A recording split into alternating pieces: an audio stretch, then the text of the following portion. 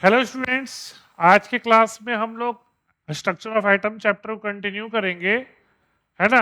और last class में हमने आपको इलेक्ट्रॉन का डिस्कवरी और प्रोटॉन का डिस्कवरी बताया था, और आज हम लोग स्टार्ट करेंगे न्यूट्रॉन के डिस्कवरी से। ठीक है, तो आज की क्लास में न्यूट्रॉन का डिस्कवरी से स्टार्ट होगा। अच्छा, एक और चीज बता रहे हैं आप लोग को हम कि आपके जो हमारे YouTube चैनल है उस पे मोल कॉन्सेप्ट का भी लेक्चर क्लास 10th का पढ़ा हुआ है, आप उसको देख लीजिएगा, है ना। वो आपको काम आएगा। तो जो मोल कॉन्सेप्ट है, हेलो शांत, मोल कॉन्सेप्ट एंड स्टोचियोमेट्री का जो लेक्चर है उसको आप देख लीजिएगा। ठीक है, तो स्टार्ट करते हैं आज से क्लास। लिख लीजिए आप लोग टॉपिक डिस्कवरी ऑफ न्यूट्रॉन्स। ठीक है, टॉपिक डिस्कवरी ऑफ न्यूट्रॉन्स।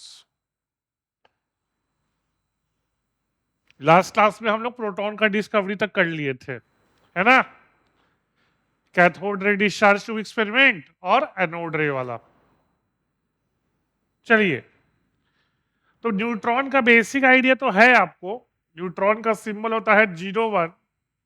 0 का मतलब है न्यूट्रॉन पे कोई चार्ज नहीं होता, और जो 1 सिंबल है इसका मतलब न्यूट्रॉन का मास प्रोटॉन के मास के लगभग सेम है। फिर से ध्यान रखिएगा, न्यूट्रॉन का सिंबल है N01। 0 का मतलब है न्यूट्रॉन पे कोई चार्ज नहीं होता, और 1 का मतलब है न्यूट्रॉन का मास प्रोटॉन के मास के अप्रोक्सीमेटली सेम है। तो देखिए न्यूट्रॉन का डिस्कवरी हुआ कैसे था, है ना।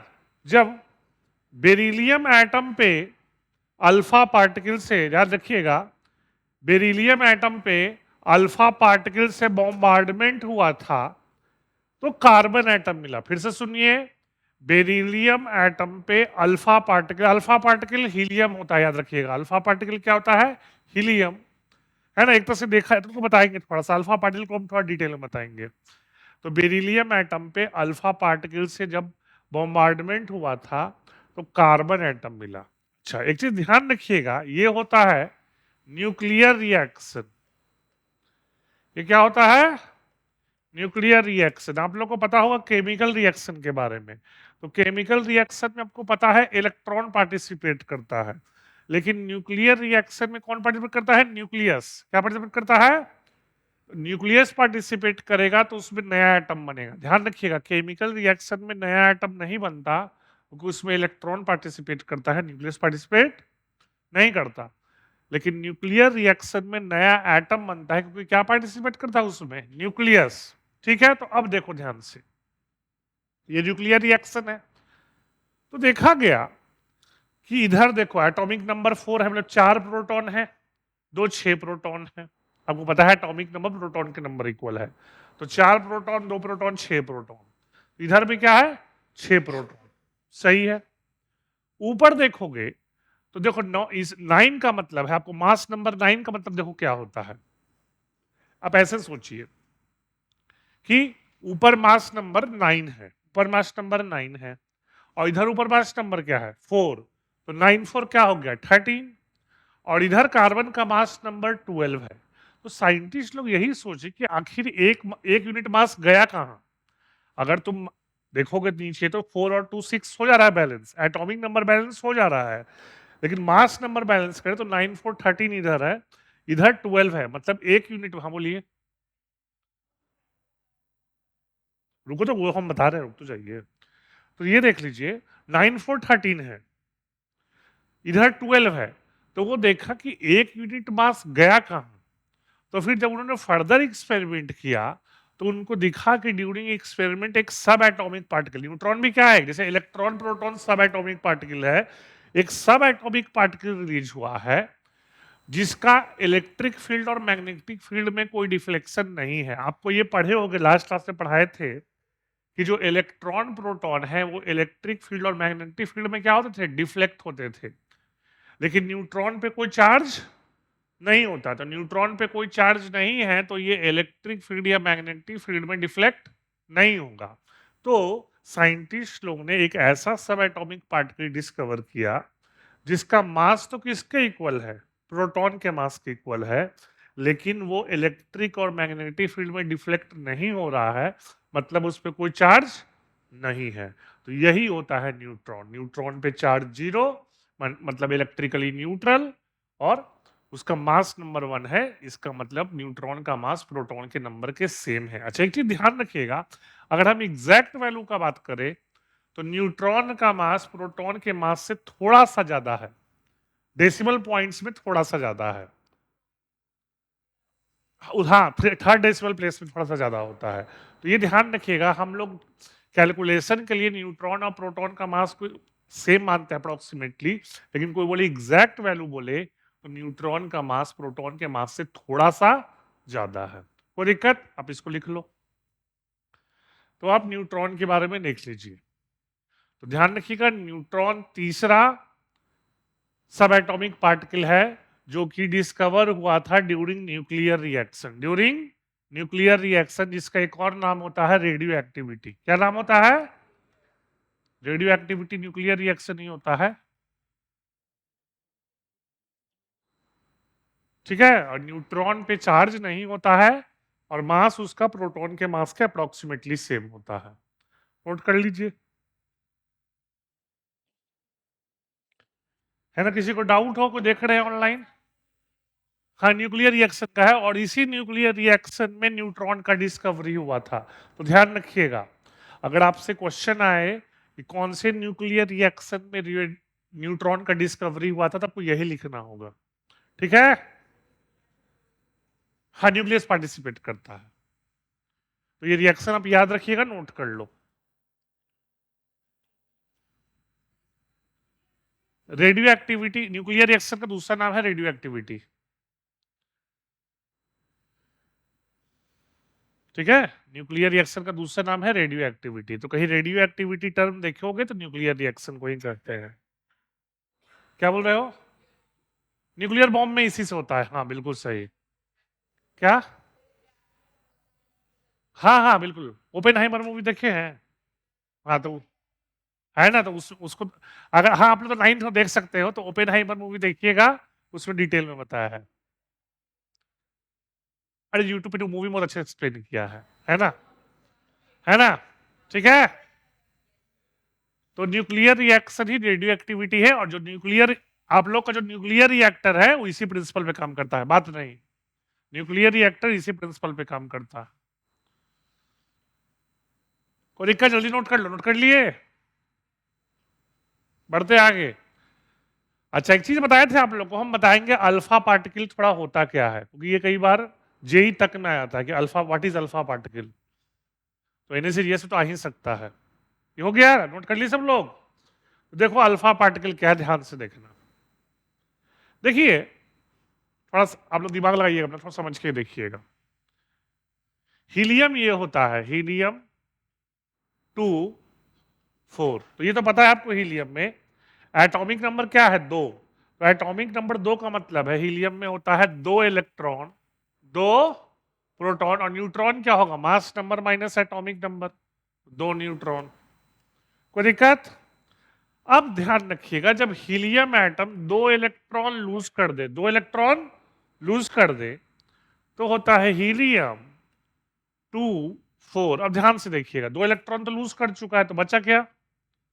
2 प्रोटॉन और 2 न्यूट्रॉन। तो खुद देखो, न्यूट्रॉन पे तो कोई चार्ज नहीं होता, लेकिन प्रोटॉन पे चार्ज क्या होता है? पॉजिटिव। और कितना प्रोटॉन है? 2। और इसमें इलेक्ट्रॉन तो नहीं है, तो इस पे क्या चार्ज होगा? पॉजिटिव। कितना पॉजिटिव? 2 पॉजिटिव। तो यही होता है अल्फा पार्टिकल। हाँ, बोलिए। अल्फा पार्टिकल हीलियम से ही बनता है। एनर्जी दोगे, अगर आप सफिशिएंट एनर्जी दोगे तो ये भी लूज करता है। ठीक है, अल्फा पार्टिकल लूज करने पे ही बनता है, हीलियम अल्फा पार्टिकल नहीं होता। नेचुरल नहीं बनता, एनर्जी देना पड़ता है। ऑब्वियस है, बिल्कुल सही सोच रहे हो आप। हाँ, तो ये देख लीजिए आप। तो अल्फा पार्टिकल आपको यही है। अच्छा, एक और चीज देखिए, तो इसमें 2 पॉजिटिव चार्ज है। अब खुद देखो, पर दिमाग लगाना। अल्फा पार्टिकल में प्रोटॉन है, न्यूट्रॉन है। तो ये बताइए, प्रोटॉन और न्यूट्रॉन कहाँ होता है? यानी कि कहाँ? न्यूक्लियस में। यानी कि अल्फा पार्टिकल हीलियम का न्यूक्लियस होता है, वो हीलियम एटम। इसको लिख लेना आप। अल्फा पार्टिकल है न्यूक्लियाई ऑफ हीलियम एटम। ठीक है, तो ये जेई में भी आ चुका है क्वेश्चन कि what is alpha particle. 4 option था, तो एक ऑप्शन था हीलियम एटम, एक ऑप्शन था न्यूक्लियाई ऑफ हीलियम एटम। क्या सही है? न्यूक्लियर। ठीक है ना? क्या मतलब? नहीं, अभी यही देखो ना भाई, आराम आराम से। हाँ, वही पढ़ोगे, लेकिन अभी इससे स्टार्ट करते हैं। बुक्स में भी यही लिखता है।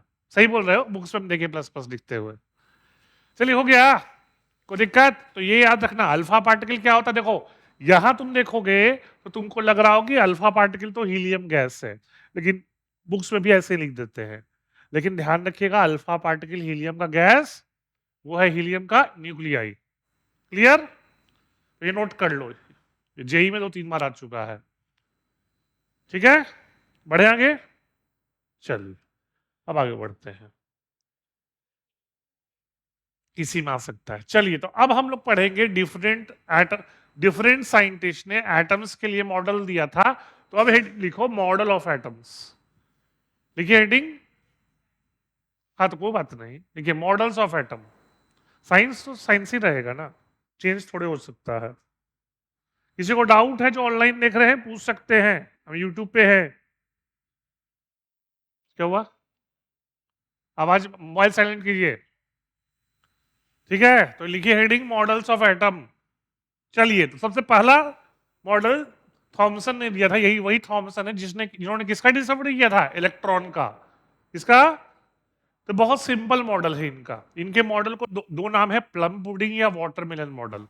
देखो, पहले समझा देते हैं, फिर आप लोग लिख लेना। डायग्राम बनाने की कोई जरूरत नहीं है। तो देखो, थॉमसन ने बोला कि जो हमारा एटम है वो वाटरमेलन की तरह है। किसकी तरह है? वाटरमेलन की तरह है। और जो आप ये सोच लो कि जो आपको प्रोटॉन है ना, थॉमसन ने बोला था कि एटम में जो प्रोटॉन है वो यूनिफॉर्मली डिस्ट्रीब्यूटेड है। क्या है? यूनिफॉर्मली डिस्ट्रीब्यूटेड है। और इलेक्ट्रॉन एटम में उसी तरह से प्रेजेंट है जिस तरह से वाटरमेलन में सीड्स प्रेजेंट है। समझ में आया? फिर से सुन लो। थॉमसन ने एटम को वाटरमेलन से कंपेयर किया। तो वाटरमेलन में रेड पोर्शन होता है ना, तो थॉमसन बोला कि जिस तरह से वाटरमेलन में रेड पोर्शन प्रेजेंट है, उसी तरह से एटम में सब जगह प्रोटॉन होता है। और इलेक्ट्रॉन एटम में उसी तरह से होता है जिस तरह से वाटरमेलन में क्या होता है? सीड्स। समझ में आ गया? तो इसीलिए इसको क्या कहते हैं? Watermelon model. क्या कहते हैं? या प्लम पुडिंग। कोई दिक्कत किसी को? सिंपल मॉडल था। लिख लीजिए हेडिंग और लिख लो स्टेटमेंट। है ना? हेडिंग डाल के आप ये लिख लो। 4 लाइन का है, 5 लाइन का है, लिख लो। डायग्राम बनाने की कोई जरूरत नहीं है, सब नहीं आता कहीं। वाटरमेलन थोड़े बनाओगे।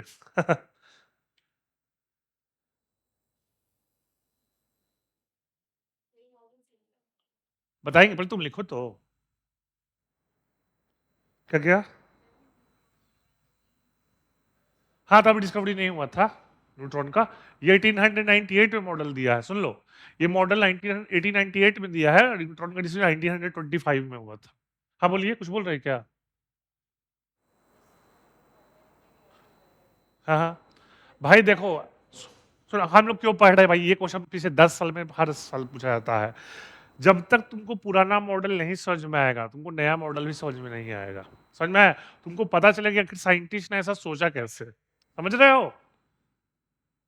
अब कोई थ्रिलर मूवी देखोगे तो मेन तो उसमें 5 ही मिनट का होता है, 10 मिनट में। तो फिर पूरा मूवी क्यों देख रहे हो? बस 10 मिनट देखे काम चला लो। होता है ना, है? हाँ, वही चीज है कि जब तक आपको पुराना मॉडल नहीं समझ में आएगा, आपको नया मॉडल समझ में नहीं आएगा, क्योंकि आपको पता नहीं चलेगा कि थॉट प्रोसेस क्या था। अरे साइंटिस्ट ने सोचा था भाई। एक तो है ना, देखा नहीं गया था। उस अगर देखा है तो सही नहीं देता। अगर वो एटम को देख ही पाते तो सही मॉडल नहीं देते हैं। है ना? ये assumption था उनका। ठीक है, तो देखिए, एक चीज ध्यान रखिएगा कि जब भी केमिस्ट्री में कोई नया थ्योरी पढ़ते हैं, तो उससे पहले पुराने थ्योरी को क्या बताना पड़ता है? ड्रॉबैक्स या लिमिटेशन। जल्दी लिख लो। अब इसका ड्रॉबैक बताएंगे। ड्रॉबैक आप लोग खुद पता है क्या क्या है? कोई सोच बताओ क्या ड्रॉबैक होगा? हाँ, बोलो। वो तो ऐसे भी करते हैं। चलिए लिखिए ड्रॉबैक्स, समझ गए आप सोच रहे हो, सही डायरेक्शन नहीं सोच रहे हो। लिखिए ड्रॉबैक्स, लिखिए आप लोग थॉमसन मॉडल का ड्रॉबैक्स। तो पहला ड्रॉबैक ये है कि इन्होंने मान लिया था एटम एक यूनिफॉर्म स्फीयर है, क्या है, लेकिन हमको पता है रियल लाइफ में एटम क्या होता है, हॉलो स्फीयर। हॉलो स्फीयर क्या होता है, एटम यूनिफॉर्म स्फीयर। तो लिख लो, ही assumed, he assumed mass of atom to be uniformly distributed. He assumed mass of atom to be uniformly distributed. He assumed mass of atom to be uniformly distributed. But we know that mass of atom is concentrated at nucleus. He assumed mass of atom to be uniformly distributed, but we know that mass of atom is concentrated at nucleus.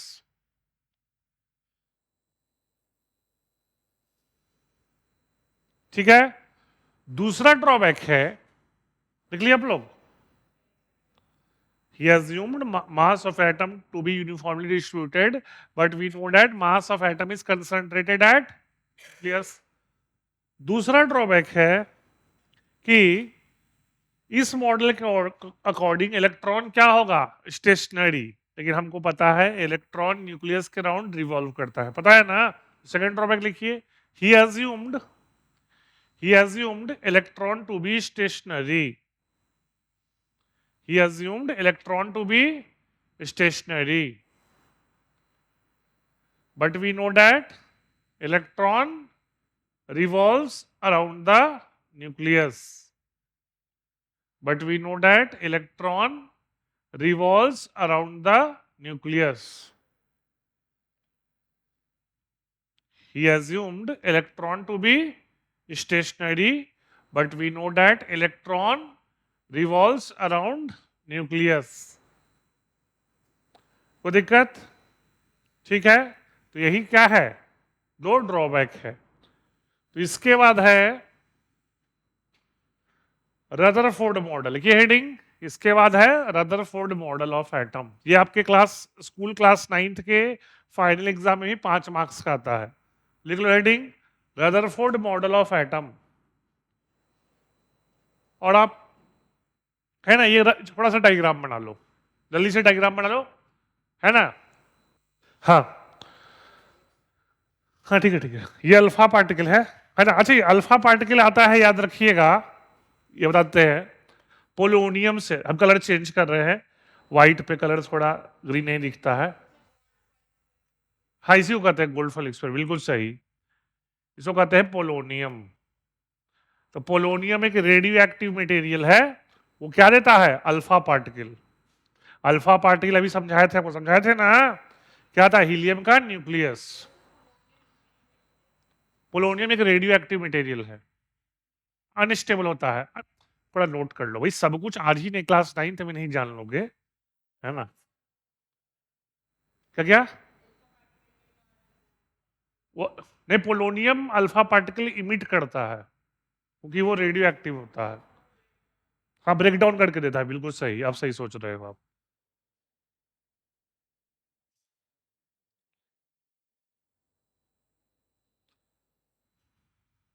अच्छा, photographic plate याद रखिएगा, पढ़ चुके हो, बनता होता, इस पे कोटिंग होता है जिंक सल्फाइड का। किसका, पता होगा क्यों होगा कोटिंग, पता होगा ना। हाँ, जब अल्फा पार्टिकल इस पे स्ट्राइक करेगा तो वो ग्लो करेगा, क्या करेगा, ग्लो करेगा।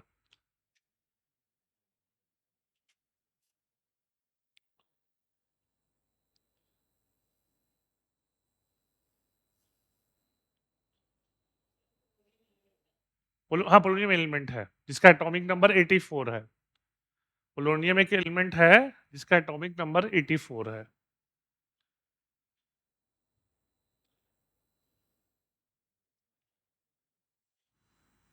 या रेज दिखा दो, रेज इंपॉर्टेंट है।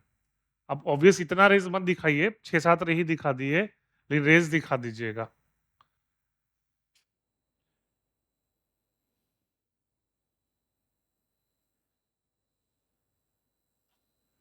कोई दिक्कत, हाँ बताएंगे, अरे सब बताएंगे, रुक तो जाओ। थोड़ा पेशेंस रखो।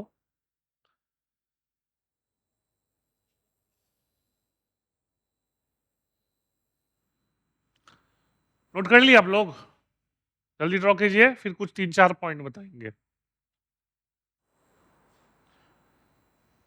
अच्छा, इसको कुछ लोगों ने सही बताया था, इसको हम गोल्ड फॉयल एक्सपेरिमेंट भी कहते हैं। क्या कहते हैं?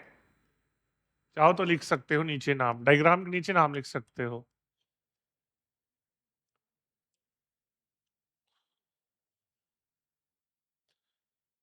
हम्म,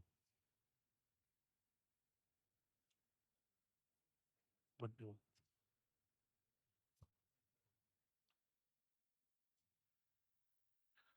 देखिए, कुछ ऑनलाइन में किसी को कुछ डाउट है? देख रहे हैं, कोई डाउट तो कोई पूछ, चलो ठीक है, ठीक है, बाद में पूछ लेना। चलिए, हो गया ये, बोलिए।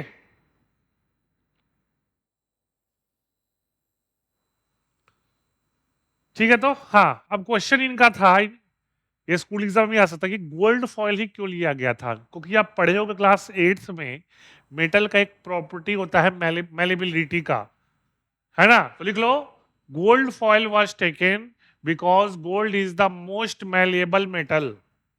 लिख लो, gold foil was taken because gold is the most malleable metal. Gold foil was taken because gold is the most malleable metal. नहीं, गोल्ड गोल्ड सबसे ज्यादा यही होता है ना? सबसे ज्यादा यही होता है भाई, ठीक है। अरे ले सकते थे, अब उन्होंने तो गोल्ड ही लिया, उनसे पूछो, है ना? मेन है गोल्ड मोस्ट मैलेबल मेटल, है ना? ठीक है, हो गया क्लियर? हाँ बोलिए। पानी, जाओ जल्दी जाओ। चलिए, हो गया। अच्छा सुनो, एक और चीज। अच्छा, ये लिखवाने की जरूरत है, जिंक सल्फाइड कोटिंग की पता है सबको? जिंक सल्फाइड कोटिंग तो पता है कि अल्फा रे स्ट्राइक करेगा तो ग्लो करेगा, सबको पता है। अच्छा, लेड प्लेट का देखो मेन पर्पस यही था कि हम चाहते थे कि जो अल्फा रेज है बिल्कुल स्ट्रेट लाइन में जाए। किस में जाए? क्योंकि आप खुद सोचो ना, कि आप सोच सकते हो सर ये स्ट्रेट लाइन में क्यों जा रहा है, ये तो एंगल से भी जा सकता था, आप ये सोचो ना, ऐसे ऐसे भी तो जा सकता था। इसकी मर्जी, रेस तो 360 360 डिग्री से आ सकते हैं। तो लेड प्लेट का पर्पस यही था कि वो जो अल्फा रेज है बिल्कुल स्ट्रेट लाइन में डायरेक्ट करता था। क्लियर? समझ में आ गया? तो लेड प्लेट का पर्पस यही था कि अल्फा रेज कौन से पाथ में ट्रेवल करे, स्ट्रेट लाइन। कोई दिक्कत? तो अब देखो, हम लोग पढ़ेंगे रदरफोर्ड ने जब गोल्ड फॉल एक्सपेरिमेंट किया तो क्या ऑब्जर्वेशन था। तो देखो, ऑब्जर्वेशन का डायग्राम दिया है, ये कोई बनाने की जरूरत नहीं है। तो पहला था ऑब्जर्वेशन कि मोस्ट ऑफ द जो अल्फा रेज है बिल्कुल स्ट्रेट लाइन में चला गया, बिल्कुल। तो अल्फा रेज स्ट्रेट लाइन में जा रहे हैं, यानी कि बीच में कुछ इनकाउंटर नहीं हो रहा है, बीच में कुछ इनकाउंटर, जिसमें पहला, है ना, ये पहला है कि most of the alpha particle past undeflected. तो एक चीज ध्यान रखना, ये भी पढ़ेंगे कंक्लूजन। तो मोस्ट ऑफ द अल्फा, लिखो मत, सुन लो, हम लिखने का टाइम देंगे। Most of the alpha rays इसलिए अनडिफ्लेक्टेड था क्योंकि most of the atom empty है, क्योंकि most of the atom empty है। कोई दिक्कत किसी को? ध्यान रहेगा? कोई पूछे कि most of the alpha rays क्यों अनडिफ्लेक्टेड चला गया, क्योंकि most of the atom empty है। फिर क्या दिखा रहा है मतलब? तो बस यही तो पता चला। थॉमसन ने क्या माना था कि एटम में प्रोटॉन सब जगह है, रदरफोर्ड ने इसको गलत प्रूफ कर दिया कि नहीं, एटम में प्रोटॉन सब जगह नहीं है। क्लियर? चलो, दूसरा point, small fraction of alpha particles undeflected by small angles. तो तुम खुद सोचो, अभी आपको दिखाए भी थे अल्फा रेज का सिंबल, अल्फा रेज का सिंबल क्या था बताओ? He24, और क्या था? तो खुद देखो, अगर अल्फा रेज डिफ्लेक्ट हो रहे हैं, तो आप ये पढ़े हो फिजिक्स में, आपस में रिपेल क्या करते हैं? लाइक चार्जेस, ये पता आपको? Like charges repel each other. अब खुद देखो, अगर एटम के अंदर कोई सेंटर में कुछ नेगेटिव चार्ज होता तो अल्फा रे उसके नजदीक जाते, डिफ्लेक्ट। समझ रहे हो? डिफ्लेक्ट का मतलब रिपल्सन। सोचो आप, अगर एटम के सेंटर पे नेगेटिव चार्ज होता तो अल्फा रेज उसके पास जाते, उसे डिफ्लेक्ट नहीं जा होते, क्योंकि like charges repel each other, unlike charge attract each other. तो यहाँ डिफ्लेक्शन का मतलब है रिपल्सन है। रिपल्सन का मतलब है कि एटम के सेंटर पे कोई पॉजिटिव चार्ज है, और उसी को क्या कहते हैं एक तरह से न्यूक्लियस। क्या है? आपको ये तो पता है, न्यूक्लियस में प्रोटॉन और न्यूट्रॉन होता है। न्यूट्रॉन पे कोई चार्ज नहीं होता, प्रोटॉन पे पॉजिटिव चार्ज है। तो ये डिफ्लेक्शन इसलिए था क्योंकि जब अल्फा रेज न्यूक्लियस के पास जा रहे थे, रिपल्सन हो रहा था। क्या हो रहा था? रिपल्सन। और तीसरा है, कुछ अल्फा पार्टिकल कंप्लीटली रिबाउंड कर जा रहे हैं। देखो यहां पर, मतलब ऐसा समझो, आप क्रिकेट बॉल देखो, क्रिकेट बॉल को आप ऐसे दीवार पे मारो और वो आपके तरफ आ जाए, तो वही चीज है कि कुछ अल्फा रेज जो न्यूक्लियस से डायरेक्टली कोलाइड कर रहे थे। क्या था? कुछ अल्फा रेज न्यूक्लियस से डायरेक्टली कोलाइड कर रहे थे। ध्यान रखना, जो अल्फा रेज न्यूक्लियस से मान लो डायरेक्टली कोलाइड कर गया, तो जिस डायरेक्शन में गया था उसके अपोजिट डायरेक्शन में वापस आ गया। तो इससे पता चलता है कि न्यूक्लियस डेंस होता है। क्या होता है? डेंस। डेंस समझते हो ना? High density. क्लियर? फिर से सुन लो, अल्फा रेज जब न्यूक्लियस पे डायरेक्ट स्ट्राइक करता है तो वो 180 डिग्री से रिबाउंड कर जाता है। इसका मतलब न्यूक्लियस काफी डेंस है। अच्छा, ये भी बताए थे आपको, जो वेरी फ्यू अल्फा रेज है वो अप्रोक्सीमेटली होते हैं 1 in 12। कुछ बुक्स में 12,000 लिखता है, कुछ बुक्स में 20,000 लिखता है, उससे कंफ्यूज नहीं होना है। तो वो अप्रोक्सीमेटली 1 in 12,000 या 1 in 20,000 होते हैं। इसका मतलब जो न्यूक्लियस है वो एटम का बहुत स्मॉल पोर्शन ऑक्यूपाई करता है। समझ रहे हो? तभी ना 20,000 में सिर्फ एक ही डायरेक्टली कोलाइड कर रहा है। और ये आपको हम बताए थे, याद होगा 2 क्लास पहले, कि न्यूक्लियस का जो साइज होता था, ये बताए थे ना, 10⁻⁻15 मीटर, और एटम का साइज होता है 10⁻⁻10 मीटर। तो तुम खुद देख सकते हो कि जो न्यूक्लियस है उसका साइज बहुत छोटा होता है एटम के कंपैरिजन में। इसलिए कुछ ही अल्फा रेज है जो डायरेक्ट कोलाइड कर पाएंगे। क्या डाउट है, पूछिए।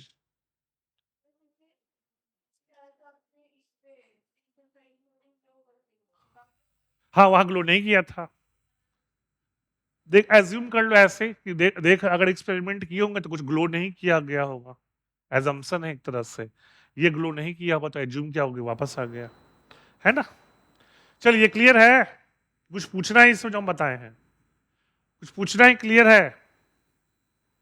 ठीक है, तो ऑब्जर्वेशन लिख लीजिए आप। ऑब्जर्वेशन लिख लीजिए, डायग्राम बनाने की कोई जरूरत नहीं है। ऑब्जर्वेशन लिख लीजिए। ये सब याद रखना। फिर से तरह रदरफोर्ड मॉडल क्लास 9th के फाइनल एग्जाम में भी 5 मार्क्स का आता है। तो आपके ये एनएससीजीएस के साथ साथ आपके school exam point of view से भी इंपॉर्टेंट है। हो गया? तो ऑब्जर्वेशन से कंक्लूजन समझ में आया था ना? Most of the alpha rays directly straight line में गए, मतलब मोस्ट ऑफ द एटम क्या था? एम्प्टी। कुछ अल्फा रेज डिफ्लेक्ट हो रहे थे, मतलब जो न्यूक्लियस है वो एटम का बहुत स्मॉल पोर्शन या स्मॉल वॉल्यूम ऑक्यूपाई करता है। और 1 in 20,000 या 1 in 12,000 alpha rays directly rebound back करते हैं। इसका मतलब न्यूक्लियस काफी क्या होता है? डेंस। क्लियर? बढ़े आगे। लिख लिए सब लोग तीनों पॉइंट? बोलिए। तो अब ऑब्जर्वेशन के बाद होगा कंक्लूजन। हाँ, कंक्लूजन है। कंक्लूजन लिख लीजिए आप लोग।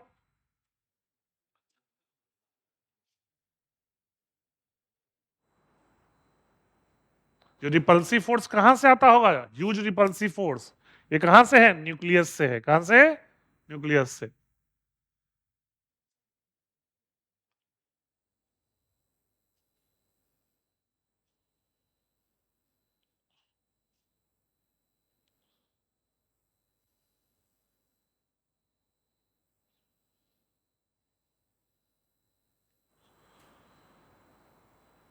ये कंक्लूजन है।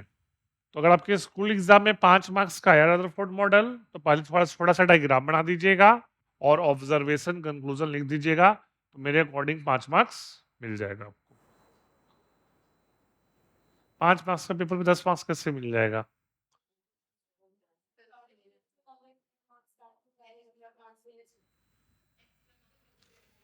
ठीक है ठीक है ठीक है ठीक है, वो जोक फनी नहीं था, है ना, हंसना था तो हंसे तो नहीं हम लोग।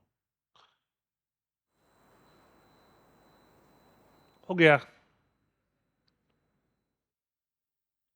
अरे यार ये तो गलत बात है, चलो ब्रेक बना के छोड़ दिए हो, बाद में रुक जाओ, अब किसी को नहीं जान देंगे, ये ब्रेक बन गया है, एक दो को अलाउ कर देंगे, चलो जेनविन केस है, ठीक है।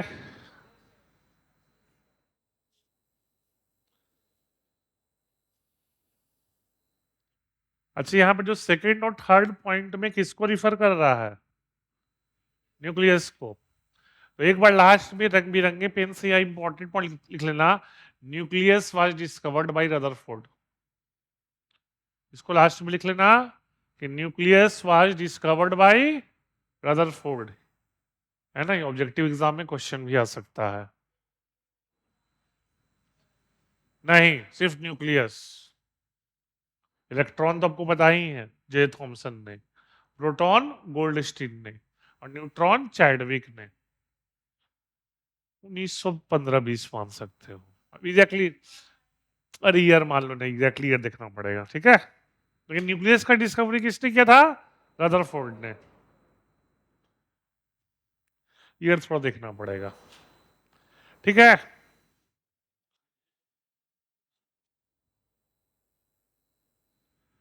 बढ़ जाए आगे, बोलिए। Nucleus was discovered by Rutherford, हो गया, कोई दिक्कत, चलिए फिर।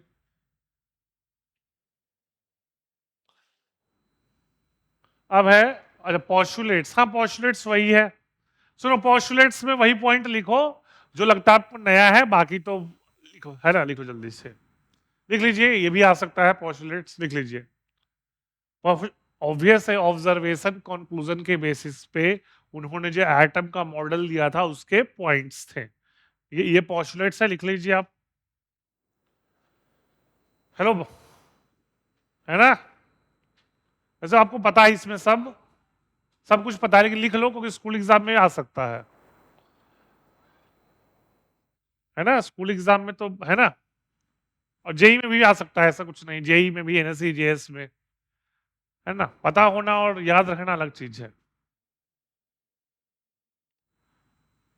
एक तरह से तुम ये भी सोच सकते हो कि रदरफोर्ड ने जो एटम का मॉडल दिया था वो किस पे बेस्ड था, सोलर सिस्टम पे, किस पे, सोलर सिस्टम ना, कि जिस तरह से प्लैनेट्स किसको रिवॉल्व करते हैं, सन को, उसी तरह से इलेक्ट्रॉन किसको, न्यूक्लियस, है ना, लिख लीजिए पोस्टुलेट्स,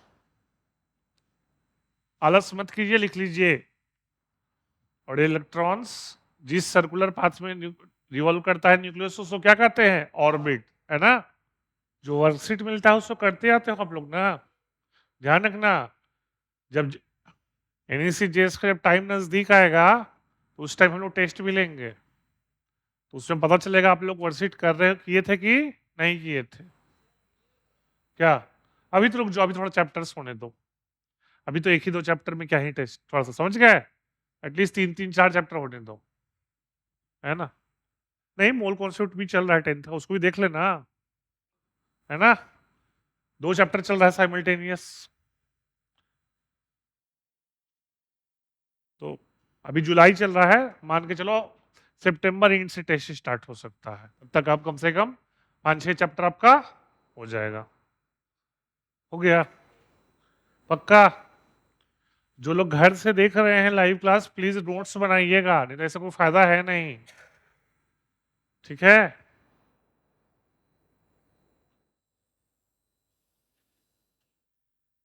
ठीक है, तो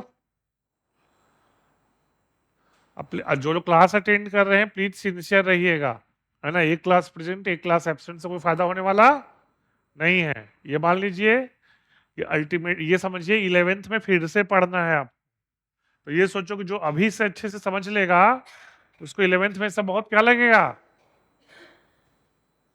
इजी, है ना, सब लोग खांस रहे हो, क्या हो गया भाई, चलिए हेलो, ठीक है, हो गया, चलिए आगे बढ़ते हैं।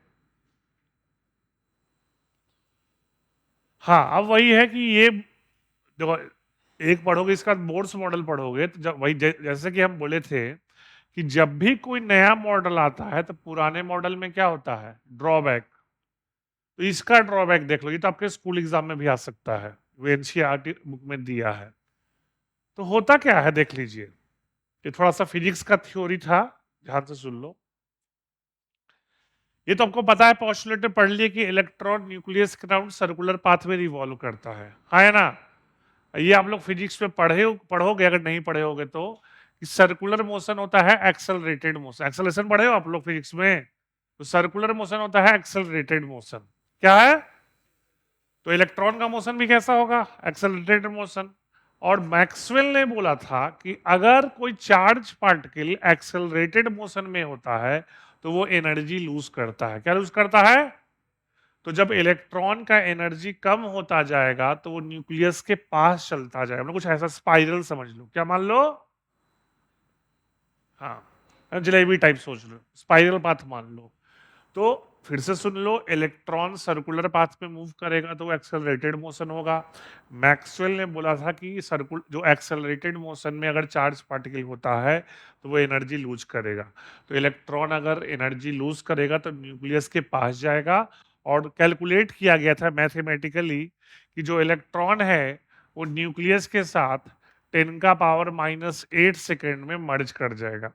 फिर से सोचो, इलेक्ट्रॉन अगर न्यूक्लियस में जाके मर्ज कर गया, इसका मतलब एटम कोलैप्स कर गया, एटम कोलैप्स कर गया। तो मतलब रदरफोर्ड के थ्योरी से तो एटम स्टेबल होगा ही नहीं। समझ में आ गया पॉइंट? फिर से सुन लो, electron according to Rutherford model electron circular path में न्यूक्लियस को रिवॉल्व करता है। और फिजिक्स में पढ़ोगे या कि सर्कुलर मोशन एक्सेलरेटेड मोशन होता है। तो अगर इलेक्ट्रॉन जो कि चार्ज पार्टिकल है एक्सेलरेटेड मोशन में होगा तो एनर्जी लूज करेगा। एनर्जी लूज करेगा तो किसके नजदीक आते जाएगा, न्यूक्लियस के। और देखा, कैलकुलेट किया गया है कि 10⁻⁻8 सेकेंड में इलेक्ट्रॉन न्यूक्लियस में मर्ज हो जाएगा और एटम कोलैप्स कर जाएगा। बोलो।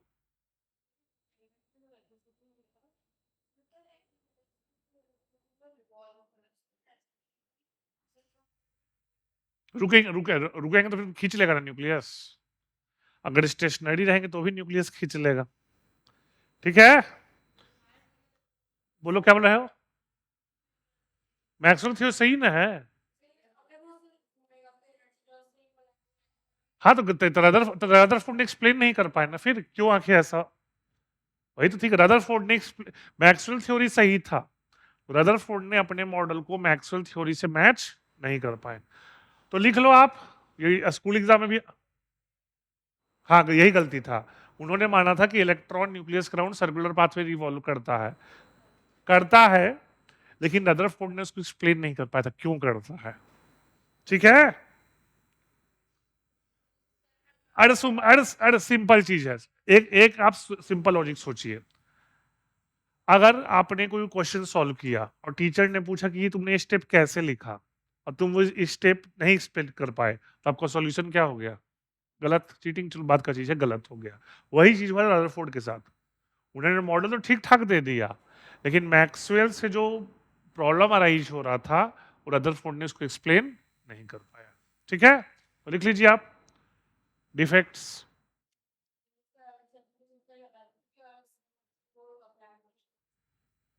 वो ठीक है, ठीक ठीक है, ठीक है। आ, ठीक है, इसको नोट कर लो आप। ठीक है, नोट कर लीजिए, इसको डायग्राम में बना लेना।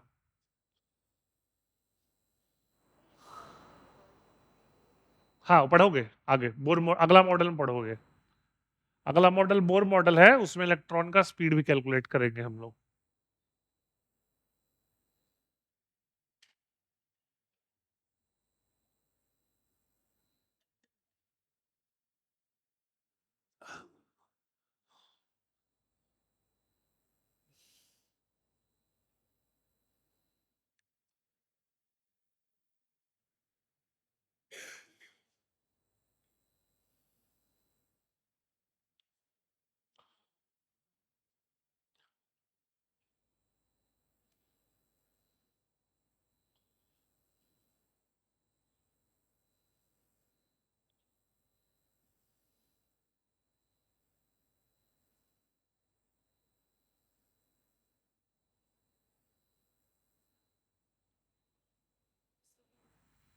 सेकंड अभी लिख लीजिए आप, अभी समझ में नहीं आएगा, आगे पढ़ाएंगे। सेकंड बस अभी ड्रॉबैक लिख लो। सेकंड अभी हम आपको एक्सप्लेन नहीं कर पाएंगे, आपको समझ ही नहीं आएगा। और इसलिए समझ में नहीं आएगा क्योंकि अभी अभी आपने इसका थ्योरी पढ़ा नहीं है। तो अभी बस सेकंड नोट कर लो, बाद में खुद से जब हम पढ़ा देंगे तो समझ में आ जाएगा आपको। हाँ, लेकिन एक्सप्लेन ही नहीं कर पाया। लेकिन वो तो सही है, बात सही बोल रहे हो, लेकिन उन्होंने एक्सप्लेन नहीं कर पाया क्यों ऐसे। तो वे इन्होंने एक्सप्लेन नहीं कर पाया कि इलेक्ट्रॉन सर्कुलर पाथ मेंटेन कैसे रखता है। हाँ, तुक्का, बस अब तुम सही वर्ड यूज किए। इनका तुक्का था, सही था, लेकिन उन्होंने साइंटिफिकली एक्सप्लेन नहीं कर पाए कि क्यों ऐसा हो रहा है। पढ़ाई पढ़ाएंगे, रुको ना, आगे घबरा क्यों रहे हो।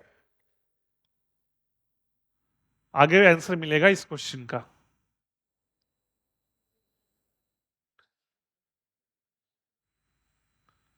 सेकंड पॉइंट भी लिख लो ड्रॉबैक में, लेकिन फिर से बोल रहे हैं अभी इसको याद ही कर लेना, अभी समझ में नहीं आएगा कैसे है। इसलिए लिखवा नोट करवा दे रहे हैं कि अगर एनएससी जीएस में ऑप्शन में दिखे तो टिक कर देना, ठीक है।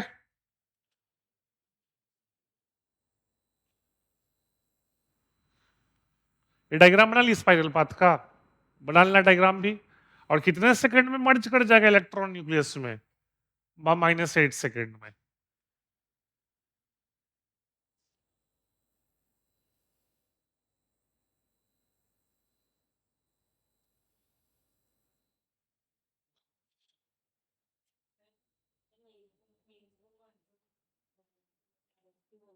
अरे प्लीज इसको पढ़ दो, स्टेप बाय स्टेप बताएंगे, तुम लोग से थोड़ा बहुत पढ़ लिए हो।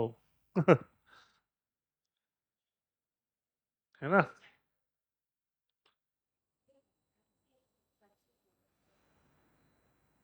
ठीक है।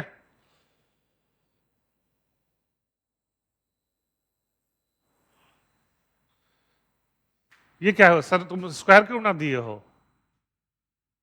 अरे ये बनाओ भाई, ये बोल से बनाने के लिए ना। ठीक है।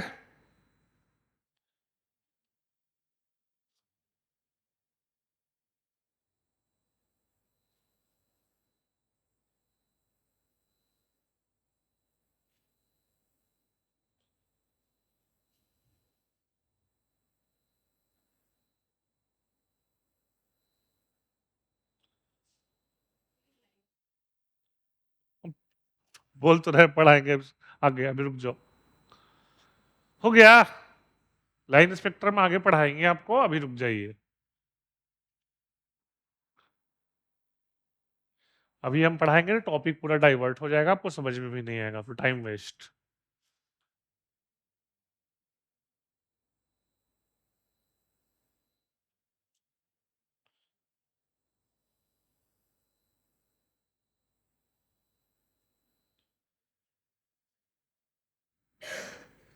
चलिए देखते हैं, पढ़े आगे, और जल्दी करो भाई, जल्दी लिखिए। क्या बोलिए बोलिए। ठीक है, चलिए फिर, हो गया आपका, पढ़े।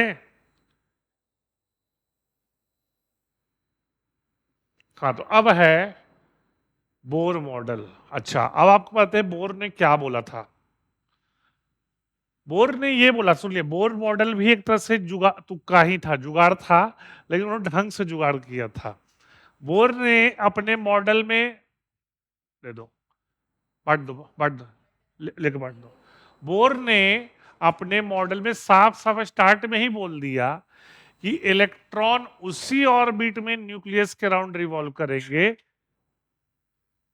जिसमें वो एनर्जी लूज नहीं करेगा। सुन रहे हो? बोर ने अपने मॉडल में एक पॉइंट ही ऐड कर दिया कि इलेक्ट्रॉन उसी ऑर्बिट में न्यूक्लियस के राउंड रिवॉल्व करेंगे जिसमें वो एनर्जी लूज नहीं करेंगे।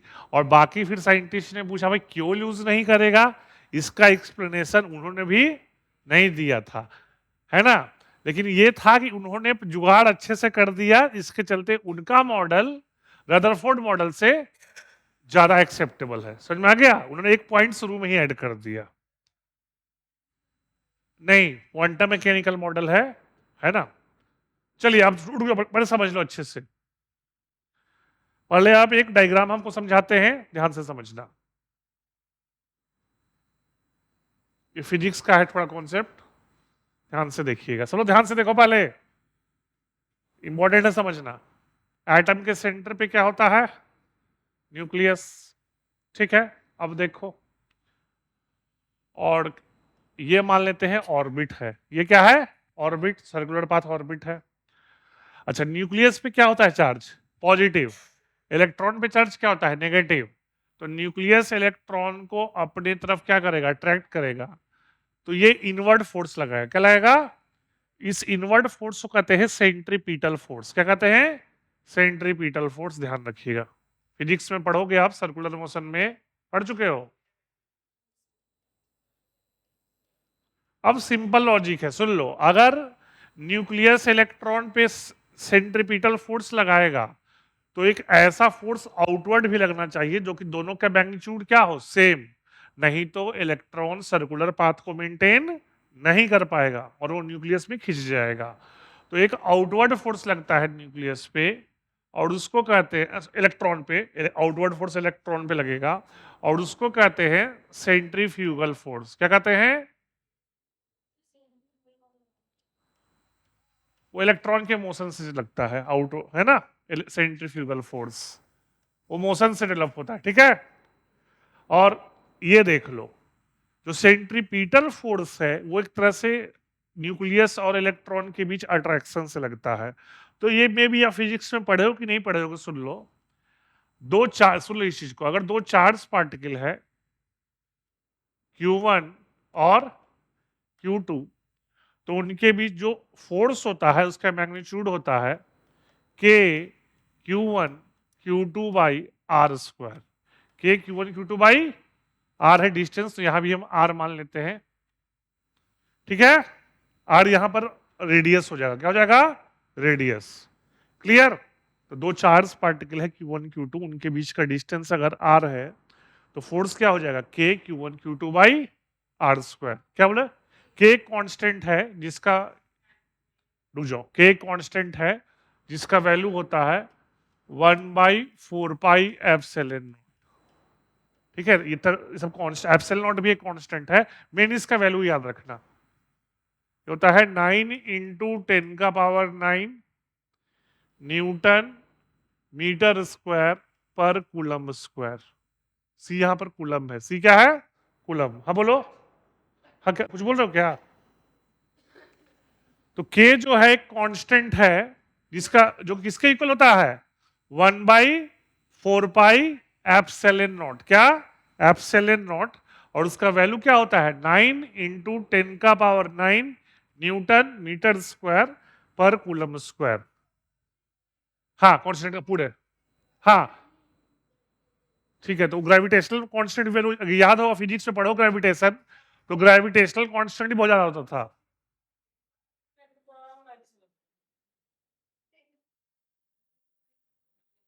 ग्रेविटेशनल कांस्टेंट का वैल्यू होता है, उसी तरह से ये भी सोच लो। हाँ ना, सुन लो भाई, साथ साथ, टॉपिक चेंज नहीं, टॉपिक चेंज नहीं, सुन लीजिए। तो 1/4 पाई एप्सिलॉन नॉट का वैल्यू क्या होता है? 9 × 10⁻⁹ न्यूटन मीटर स्क्वायर पर कूलम स्क्वायर। ऐसा भाई, थोड़ा फिजिक्स में डायमेंशंस देखो। फोर्स देखो, सुनो, फोर्स का ऐसा यूनिट क्या होता है? अच्छा, ये डिस्टेंस क्या होता है? मीटर। और चार्ज का कूलम, तो आ जाएगा। डायमेंशन समझ सकते हो ना? फोर्स का क्या होता है? न्यूटन, डिस्टेंस का मीटर, और चार्ज का कूलम। कोई दिक्कत? लिख लो प्लीज, प्लीज को डायग्राम बना लो अच्छे से। आप हेडिंग डालो पहले, Bohr's model, Bohr model of atom, और आप ये डायग्राम बनाओ। पहले पहले आप हेडिंग डालिए बोर मॉडल ऑफ एटम, और ये डायग्राम बनाओ। डायग्राम क्या बनाओगे? पहले ये वाला सेंट्रीपिटल फोर्स, सेंट्रीफ्यूगल फोर्स, और फिर ये लिखिए दो चार्ज पार्टिकल के बीच के फोर्स जो लगता है उसका फॉर्मूला और के का वैल्यू बताएंगे। रुक तो जाओ, अभी खत्म कहां किया, इतना तो लिखो।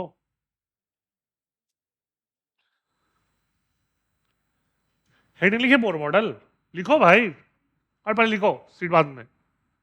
हेडिंग लिखिए बोर मॉडल, और ये डायग्राम बनाइए। पहले ये डायग्राम बनाओगे, फिर ये एफ वाला लिखोगे।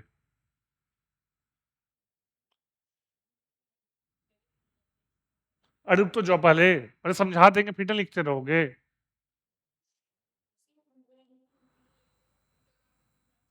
हाँ, चार्ज का मैग्नीट्यूड का प्रोडक्ट। तो आप बोल रहे थे ना कि सर के का वैल्यू तो बहुत ज्यादा है, तो भाई क्यू का लेकिन मैग्नीट्यूड बहुत कम ना होता है। इलेक्ट्रॉन पे चार्ज क्या होता है? 1.6 इंटू 10⁻⁻19 कूलम, तो 10⁻⁻19 है, तो वैल्यू बहुत कम होता है। पूछो क्या? हाँ हाँ।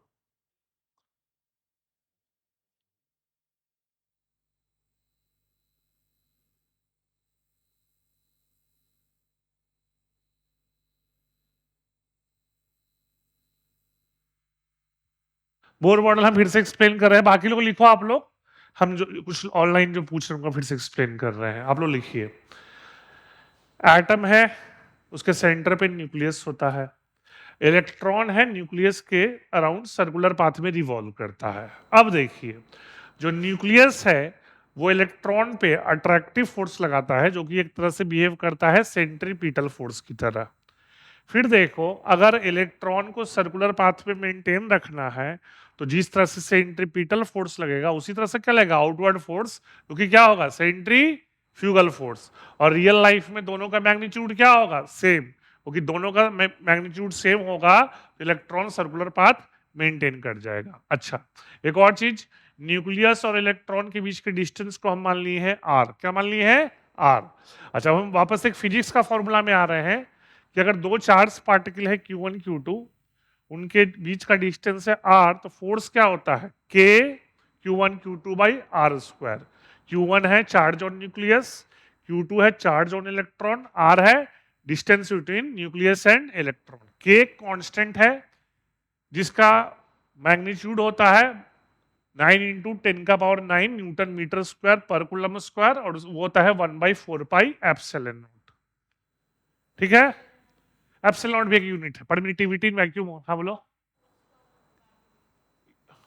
चार्ज पार्टिकल है ना, coulomb force, coulomb force. Epsilon not एक परमिटिविटी इन वैक्यूम होता है, पढ़ो सब फिजिक्स से पढ़ोगे, समझ गए, है ना, परमिटिविटी इन वैक्यूम।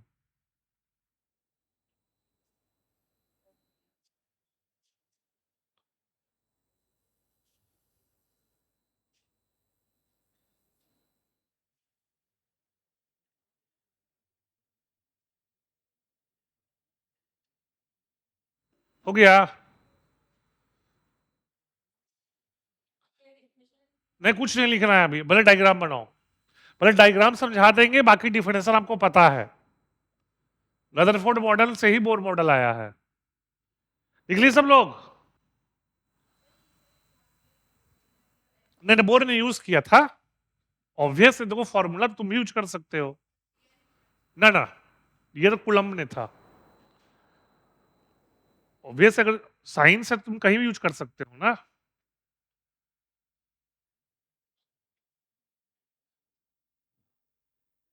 हाँ बोलो।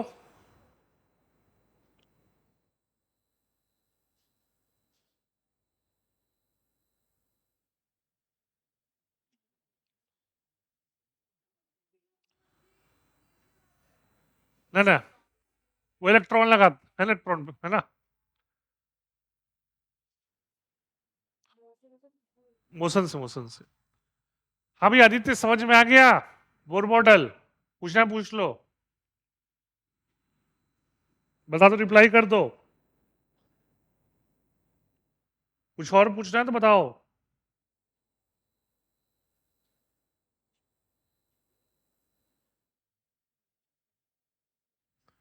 सुन नहीं?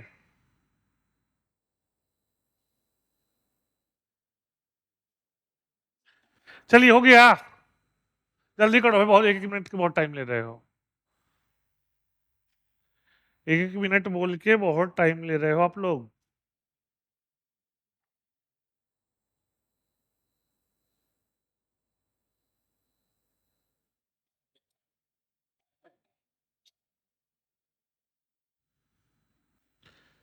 चलिए फिर, हाँ तो अब देखो,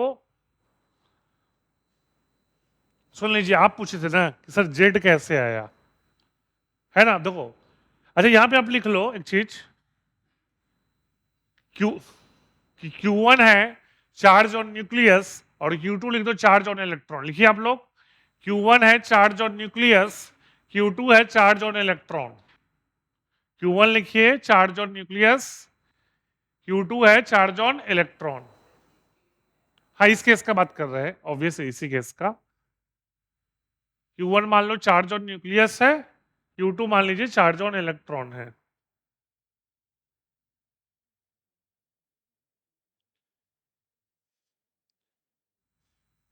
प्रियंका, आपका जो जो भी क्लास है वो रिकॉर्डिंग मिल जाएगा आपको, यूट्यूब चैनल पे देख लीजिएगा हिस्ट्री में, ठीक है, सब कुछ मिल जाएगा।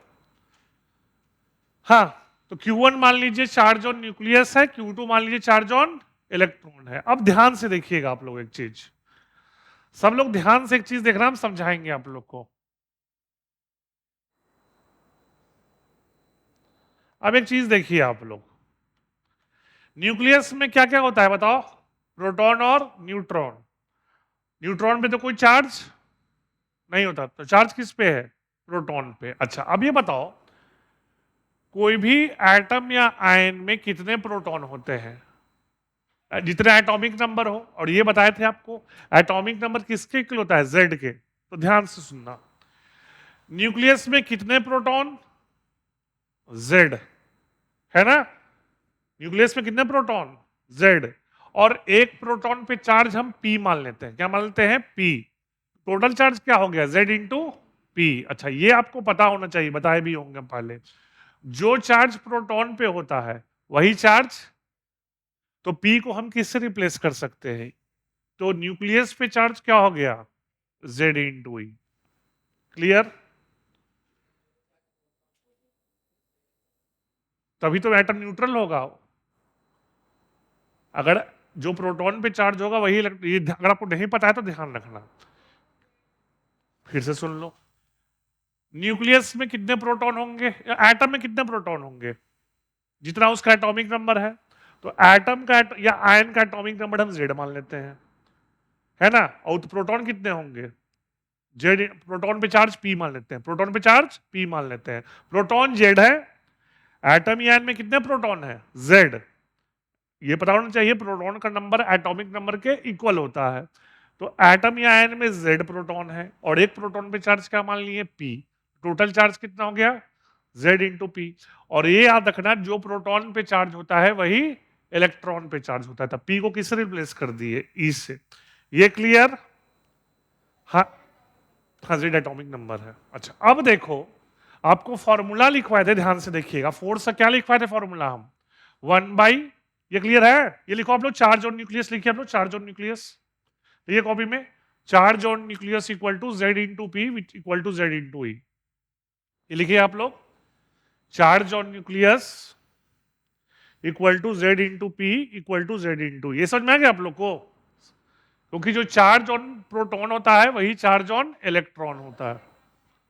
हाँ बिल्कुल, हाँ, साइन अलग है, मैग्नीट्यूड सेम है।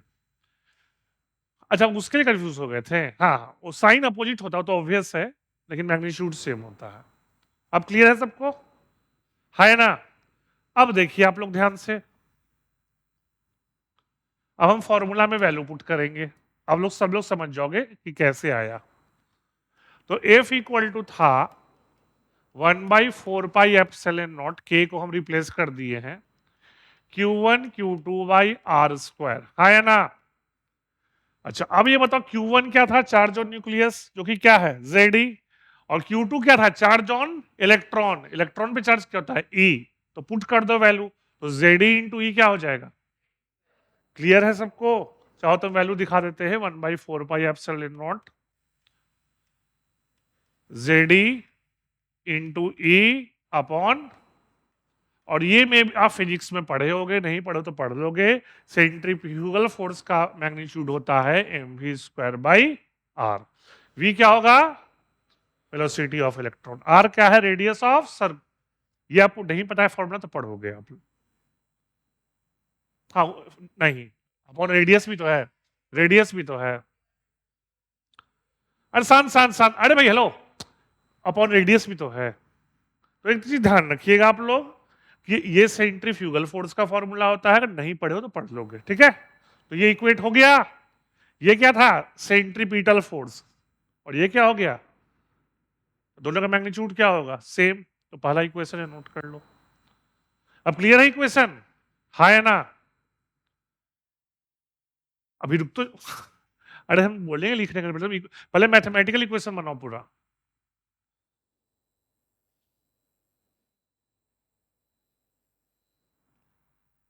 हाँ sir the exams will be, हाँ एनएससी जेएस पैटर्न पे होगा, है ना? Z pro, Z atomic number है, जेड एटॉमिक नंबर समझाए थे ना, चार्ज और न्यूक्लियस। इतना जल्दी मत खोइए, है ना? आप लोग तक कहीं खो जा रहे हैं, लिखवाए साफ साफ। हम साफ साफ लिखवाए हैं, चार्ज और न्यूक्लियस इक्वल टू जेड, लिखवाए कि नहीं लिखवाए हैं? थोड़ा खो जाते हैं क्लास में। हो गया, पहला इक्वेशन क्लियर है। तो ये किसका फॉर्मूला है, सेंट्रीफ्यूगल फोर्स, सेंट्रीफ्यूगल, ये सेंट्रीपिटल है, ये सेंट्रीफ्यूगल है, कोई दिक्कत? हो गया। अच्छा एक चीज ध्यान, हो गया बोलो।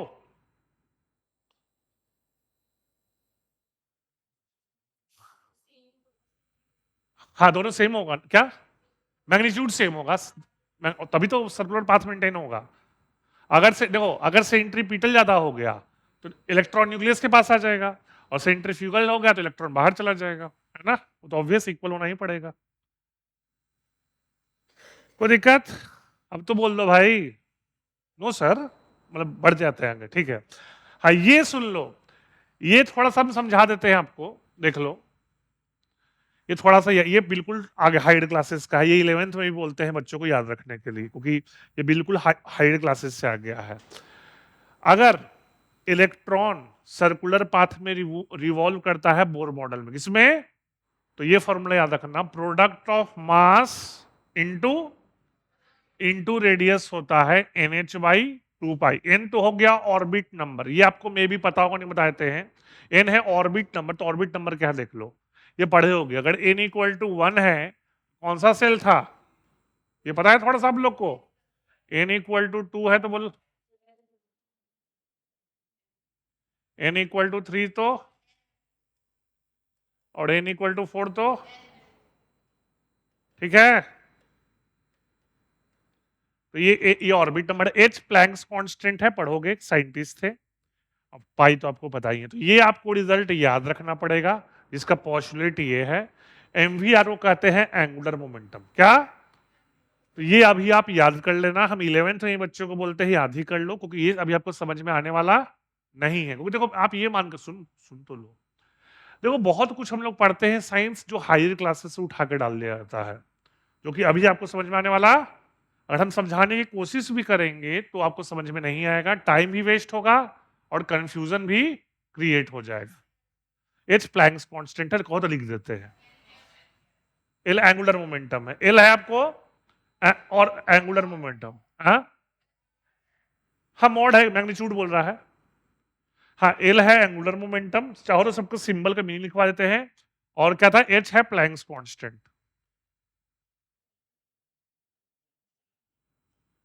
ये इक्वेशन लिख लो आप, और सबका सिंबल का मीनिंग लिख लो। प्लैंक्स कांस्टेंट का वैल्यू लिखवा देते हैं, चलो बोल रहे हो तो 6.626 इंटू 10 का पावर -34 जूल सेकेंड, ठीक है, लिख लो। हाँ energy into time,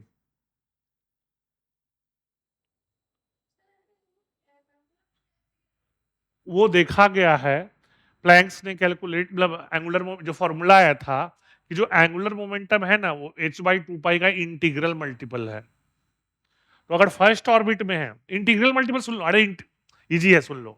integral multiple का मतलब है n एक पॉजिटिव इंटीजर को, क्या होगा? तो आपको पता है ना ऑर्बिट क्या होता है, बताओ। अच्छा ऑर्बिट क्या क्या होता है, first orbit, second orbit, third orbit, fourth orbit. तो इतना तो सोच सकते हो, ये सब क्या है, 1 2 3 4 पॉजिटिव इंटीजर। क्लियर? ये मतलब क्या है, सुन लो। अगर तुम पूछो कि सर क्या n 2.7 हो सकता है, तो नहीं, क्योंकि ऑर्बिट नंबर कभी भी 2.7, अब समझ में आ गया, इंटीग्रल मल्टीपल कि n, हाँ बिल्कुल सही, इंटीग्रल यहां पर ऑब्वियस है, इंटीग्रल मल्टीपल या एन यहाँ पर पॉजिटिव इंटीजर है या नेचुरल नंबर है। क्लियर? तो ये फॉर्मूला भी आपको याद रखना पड़ेगा। इन दोनों फॉर्मूला से ही इलेक्ट्रॉन का रेडियस, सॉरी इलेक्ट्रॉन का नहीं, इलेक्ट्रॉन का स्पीड, जो सर्कुलर ऑर्बिट है उसका रेडियस पता चला था। सोच सकते हो ना, सुन लो, मैथ्स में पढ़े होगे, दो अननोन है और दो इक्वेशन है, तो सॉल्व कर सकते हो ना। तो खुद देखो आप लोग, ध्यान से सुन लो। इलेक्ट्रॉन का मास पता है, बताए थे आपको, 9.1 इंटू 10 का पावर -31 kg। जेड तो पता है, एटॉमिक नंबर, जेड क्या है, चार्ज और इलेक्ट्रॉन पता है, 1.6 इंटू 10 का पावर -19 कूलम। 1/4 तो पता ही है, 9 इंटू 10 का पावर 9। एम पता है, एन ऑर्बिट नंबर पता होगा आपको, क्वेश्चन में दिया रहेगा, KSL मतलब N1 वो दिया रहेगा आपको। एच पता है, एच का लिख दिए ना, और पाई पता है, पाई क्या होता है। तो क्या अननोन है इसमें, आर और वी, दो इक्वेशन है। तुम खुद से सोच सकते हो कि दो अननोन है, दो इक्वेशन है, दोनों का वैल्यू पता चल जाएगा, है ना। कोई दिक्कत किसी को?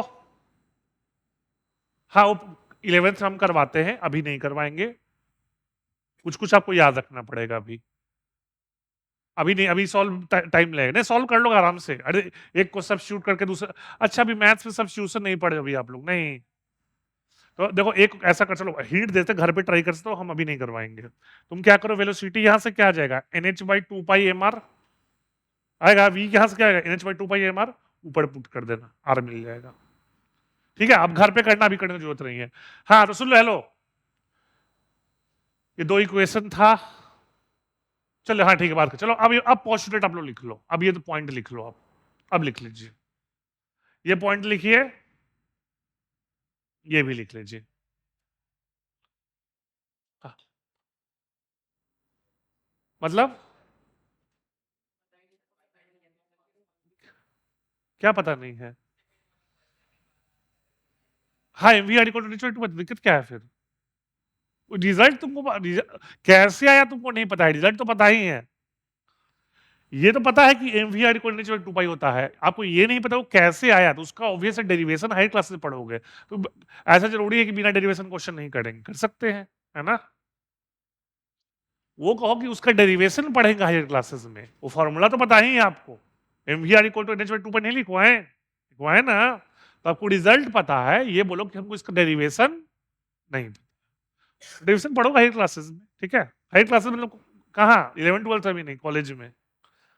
हाँ, क्या NH, नहीं H/2 पाई, N तो फिक्स है, N फिक्स नहीं ना है। अगर KCL होगा तो N क्या होगा, 1, N फिक्स नहीं है। हाँ पूछे, कुछ कुछ पूछा, पूछ लो, बोलो, नोट कर लीजिए फर्स्ट और सेकंड पॉइंट। देखो इन सब चीज पे बहुत रिसर्च चल रहा है, सब कुछ अभी 9 10 11 12 से पढ़ने वाले आप नहीं है, क्योंकि आपको इतना तो दिमाग में होना चाहिए कि साइंस क्लास 12th में इंड नहीं होता है ना। हाँ कभी नहीं इंड होता, ये भी कर सकते हो। तो हम अभी उतना ही बता सकते हैं जो आपको NACGS के लिए काम आ जाएगा, उससे ज्यादा बताएंगे। अभी आप थ्योरी ही नहीं पढ़े हो, अननेसेसरी कंफ्यूजन होगा, फिर आप साफ साफ बोल दोगे सर कुछ भी समझ में नहीं आ रहा है। तो अभी हम बस जो अगर बताएंगे कि रिजल्ट याद कर लो तो याद कर लेना, ठीक है। हम खुद कोशिश करेंगे मैक्सिमम पॉइंट समझाने का, लेकिन कुछ चीज हम चाहते हुए भी आपको समझा नहीं सकते। फर्स्ट सेकंड सेकंड पॉइंट भी लिखना है, नोट लिख लिए, ठीक है। हाँ जब हम पढ़ाते हैं तो लिखता है, ताकि जब सब लोग लिखे तो बैठ के रेस्ट करें। अच्छा ठीक है।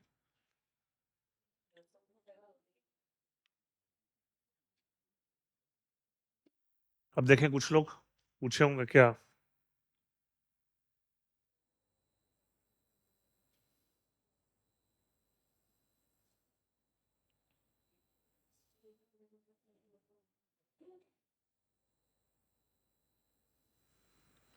चलिए हो गया, ये कूलम्ब फोर्स होता है, ग्रेविटेशन वाले से ही आता है, एक तरह सोच लो, दोनों एनोलोगस एक दूसरे के। क्या हुआ, गर्मी लग रहा है आपको? अच्छा ठीक है, ठीक है, हो गया। हेलो, फर्स्ट सेकंड पॉइंट हो गया। जल्दी कीजिए। तो एल पता है सच में एल क्या था? एल क्या था? ऑर्बिटल एंगुलर मोमेंटम या एंगुलर मोमेंटम, ठीक है। और किसके इक्वल होता है? NH बाई एन क्या है? ऑर्बिट नंबर या सेल। क्लियर? चलिए, हाँ यही पॉइंट हम यही जुगाड़ था बोर का। रदरफोर्ड यही फेल कर गए थे। रदरफोर्ड ने क्या इसे क्या बताए थे? रदरफोर्ड मॉडल में क्या ड्रॉबैक आ गया था कि इलेक्ट्रॉन कंटिन्यूअसली एनर्जी क्या करेगा? लूज करेगा। बोर ने उसका सिंपल जुगाड़ दिया कि इलेक्ट्रॉन उसी ऑर्बिट में रिवॉल्व करेगा जिसमें एनर्जी लूज नहीं करेगा। क्यों नहीं करेगा वो एक्सप्लेनेशन वो भी नहीं दे पाए थे, लेकिन चूंकि उन्होंने जुगाड़ दे दिया था तो उनका मॉडल फिर से बोल रहे हैं रदरफोर्ड मॉडल से ज्यादा एक्सेप्टेबल है। लेकिन इनके मॉडल का भी सोच लो यही ड्रॉबैक है, वो एक्सप्लेन नहीं कर पाए थे कि आखिर इलेक्ट्रॉन एनर्जी लूज क्यों नहीं कर रहा है। ठीक है, उसमें नहीं एक्सप्लेनेशन वो हाई क्लासेस में पढ़ना है। ठीक है, उसमें ना, उसमें बहुत रेयर है, कम है। क्वांटम श्रोडिंगर, श्रोडिंगर नहीं पढ़े हो भाई? अरे 11th ही पढ़ो, घबरा क्यों रहे हो? चलिए थर्ड पॉइंट नोट कीजिए। थर्ड भी पहले थर्ड नोट कीजिए फिर फोर्थ समझाएंगे। थर्ड नोट कीजिए फिर फोर्थ समझाएंगे। तो रदर बोर ने यही बोला कि इलेक्ट्रॉन जिस ऑर्बिट में रिवॉल्व करेगा उसका एनर्जी क्या होगा? कांस्टेंट। इसके बाद बताएंगे, रुको ना अभी आज इसको कर लो।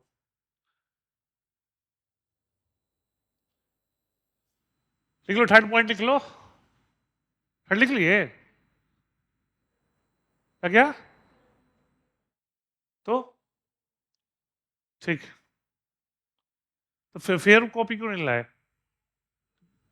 क्यों डबल टाइम? देखो डबल टाइम क्यों देना चाहते हो? यही नोट्स बनाओ, एक चीज याद रखना है, ये सब फेयर रफ है ना, अननेसरी टाइम वेस्ट। घर पे तुम थ्योरी रिवाइज किया करो। चलो ठीक है, आपके अपने पढ़ने का तरीका है, हम इंटरफेयर नहीं करेंगे। ठीक है ना?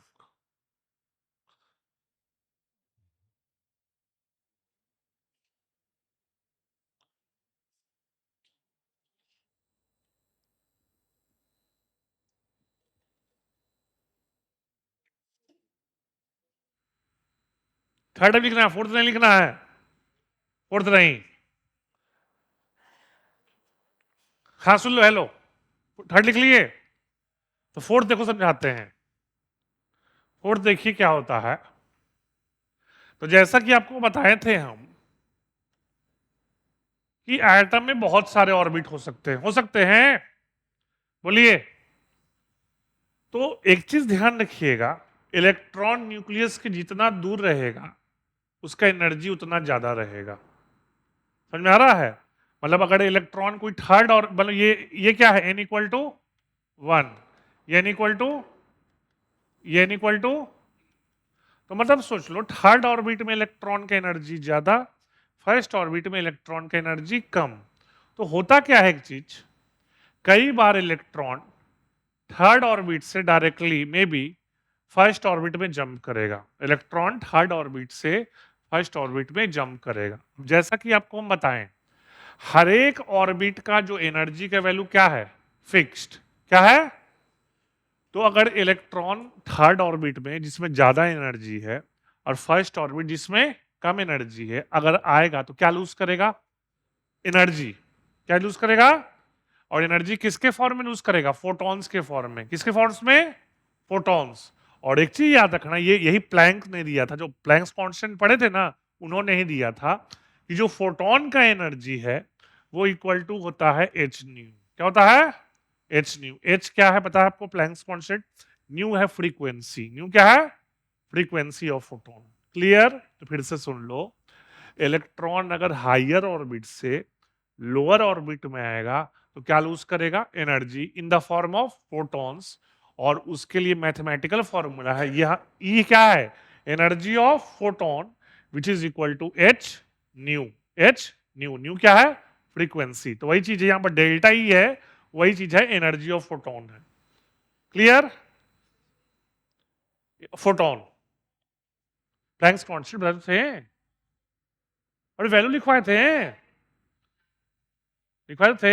और न्यू क्या है? Frequency of photon. कोई दिक्कत? तो फोर्थ पॉइंट बोले कि डायग्राम बना लो चाहो तो आप समझने के लिए, फिर थर्ड पॉइंट लिख लो और ये सारे फॉर्मूला लिख लो। हाँ हाँ, दोनों हो सकता है। एब्जॉर्प्शन क्या है सुन लो। अगर इलेक्ट्रॉन फर्स्ट से थर्ड ऑर्बिट में जाएगा तो ऑब्वियस एनर्जी क्या करेगा? एब्जॉर्ब। उसको एब्जॉर्प्शन कर दिए। इलेक्ट्रॉन थर्ड से वन में आएगा तो एनर्जी क्या करेगा? एमिट। तो क्या हो गया? इमिशन। क्लियर? मतलब सुन लो, अगर इलेक्ट्रॉन लोअर ऑर्बिट से हाई ऑर्बिट ऑर्बिट में जाए तो होता है एब्जॉर्ब, और हायर ऑर्बिट से लोअर ऑर्बिट में तो। क्लियर है? छाप लो। एनर्जी तो होता है सब्सटेंस के पास। हाँ वही, हाँ मोशन से। बिल्कुल सही बोल रहे हैं, एनर्जी मोशन से आता है, मूव कर रहा है ना। काइनेटिक एनर्जी पढ़े हो ना, हाफ एम बी स्क्वायर। अब पोटेंशियल एनर्जी नहीं है तो टोटल एनर्जी क्या होता है? Potential energy plus kinetic energy. तो ठीक है ठीक है ठीक है ठीक है ठीक है, हो गया, समझ गए हो, ज्यादा उनको है नहीं करो। हेलो, तो पहले आप सुनो, आप चाहो तो फोर्थ पॉइंट लिखो, डायग्राम बनाओ, फिर ये तीनों पॉइंट लिख लो।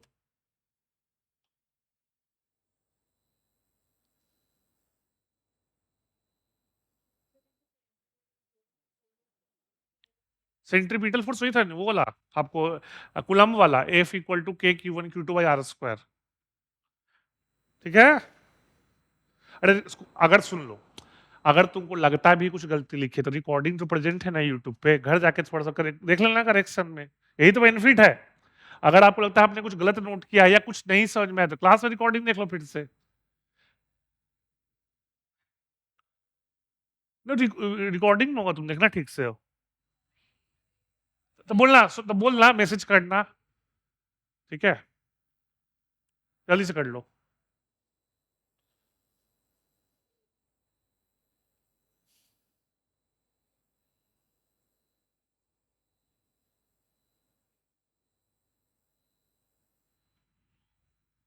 एक चीज हम बोलेंगे आप लोग को कि जब भी नेक्स्ट क्लास में आया करो तो पुराना क्लास एटलीस्ट रिवाइज करके आया करो। हम समझ रहे हैं आप लोग को नाइन्थ का भी पढ़ना है, लेकिन हमको ये भी पता है नाइन्थ से बहुत ज्यादा नहीं पढ़ना है ना? है ना, हम समझ रहे हैं होमवर्क है, लेकिन फिर भी टाइम निकाला कीजिए। क्या गया? तो बात ये, अरे सुन लो भाई, आपस में मत लड़ो। हम बोलना चाह रहे हैं कि जब तक तुम पुराना लेक्चर पढ़ के नहीं आओगे, आएगा लेक्चर समझ में नहीं आएगा। ठीक है ना? डायग्राम बना ली? हेलो, डायग्राम बना है? डायग्राम भी तो बना लो, और ये भी लिख लेना इक्वेशन वाला, ये वाला। तो याद रखना, जब एनर्जी इलेक्ट्रॉन लोअर ऑर्बिट से हायर ऑर्बिट में जाएगा तो क्या होगा? एब्जॉर्प्शन, और हायर ऑर्बिट से लोअर ऑर्बिट तक हो एमिशन। क्या इमिट करेगा? फोटोन। और फोटोन की एनर्जी क्या होता है? H nu. न्यू क्या है? फ्रीक्वेंसी। फ्रीक्वेंसी समझते हो ना आप लोग? फिजिक्स में पढ़े हो, फ्रीक्वेंसी पढ़े ना हो? फ्रीक्वेंसी होता है 1 अपॉन टाइम पीरियड। ठीक है?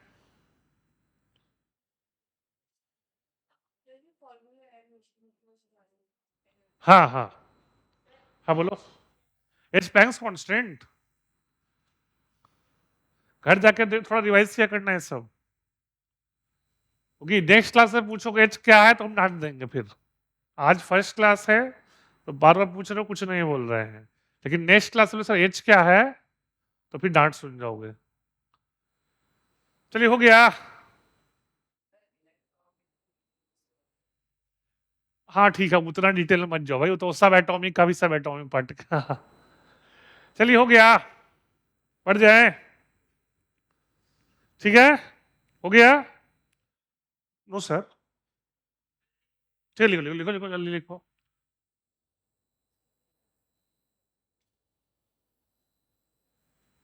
ठीक है? पढ़े आगे? चलिए भाई, अब तुम लोग है ना, चलिए। हाँ, ये फॉर्मूला आया था इलेक्ट्रॉन का, इसको फॉर्मूला नोट कर लो आप। इसका ऑब्वियस है डेरिवेशन 11th में करोगे। क्या? अरे बोर नहीं दिया था, हम आपको सुनो, हम आपको बताए थे कि नहीं कि इलेक्ट्रॉन का वेलोसिटी निकाल सकते हो। तो वेलोसिटी निकालोगे तो पोटेंशियल एनर्जी भी निकल जाएगा और काइनेटिक एनर्जी भी निकल जाएगा। ठीक है? तो ये फॉर्मूला नोट कर लो। क्या? अर्ग यूनिट है, ठीक है, एनर्जी का। जैसे एनर्जी का यूनिट जूल्स भी है, किलो जूल्स भी है, इलेक्ट्रॉन वोल्ट लिखा हुआ है, क्या है 1.602 इंटू 10 का पावर, ये सारे यूनिट है एनर्जी के। हम बोलेंगे एक याद रखो, अच्छा ये पर एटम होगा, एक याद रखो ये वाला, और इसको जूल में कन्वर्ट कर देना, करना होगा तो। और अगर पर मोल, ये आपको पता होगा, ये तो बताए हैं शायद आप लोगों को, एक मोल में कितने एटम्स होते हैं, ये पता है आप लोगों को, नहीं पता है? अच्छा मोल कॉन्सेप्ट आप लोग नहीं देखे हो वीडियो ना?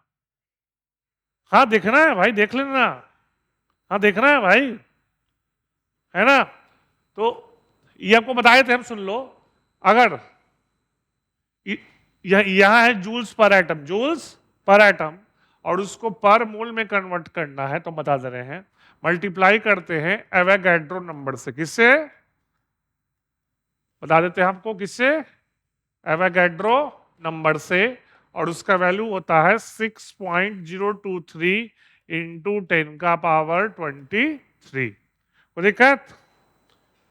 मोल कॉन्सेप्ट पढ़ोगे तो हो जाएगा।